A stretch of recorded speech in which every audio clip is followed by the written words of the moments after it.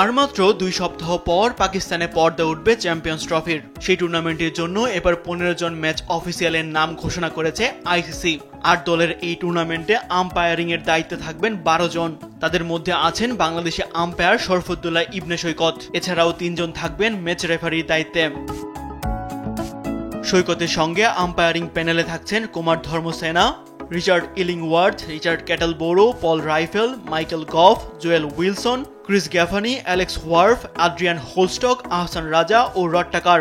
এছাড়া ম্যাচ রেফারির দায়িত্ব সামলাবেন অস্ট্রেলিয়ার ডেভিড বুন, শ্রীলঙ্কার রঞ্জন মাদুকালে ও জিম্বাবুয়ের এন্ডি পাইক্রফট। এই 3 জনই আইসিসি ম্যাচ রেফারিদের এলিট প্যানেলের সদস্য।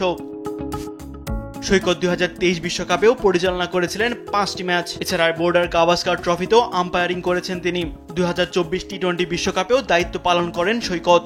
যুক্তরাষ্ট্র ও কানাডার উদ্বোধনী ম্যাচ পরিচালনা করেন 48 বছর বয়সী এ আম্পায়ার। সেই সাথে গড়েন প্রথম বাংলাদেশি হিসেবে টি-20 বিশ্বকাপে ম্যাচ পরিচালনার রেকর্ড। 19 ফেব্রুয়ারি মাঠে গড়াবে 8 দলের এই আসর। হাইব্রিড মডেলে টুর্নামেন্ট অনুষ্ঠিত হবে পাকিস্তান ও সংযুক্ত আরব আমিরাতে। খেলা হবে মোট 4টি ভেন্যুতে। পাকিস্তানের করাচি, লাহোর, রাওয়ালপিন্ডির সঙ্গে অপর ভেন্যুটি সংযুক্ত আরব আমিরাতের দুবাইয়ে। তাসবিহ শরণ, স্পোর্টস ডেস্ক, দেশ টিভি।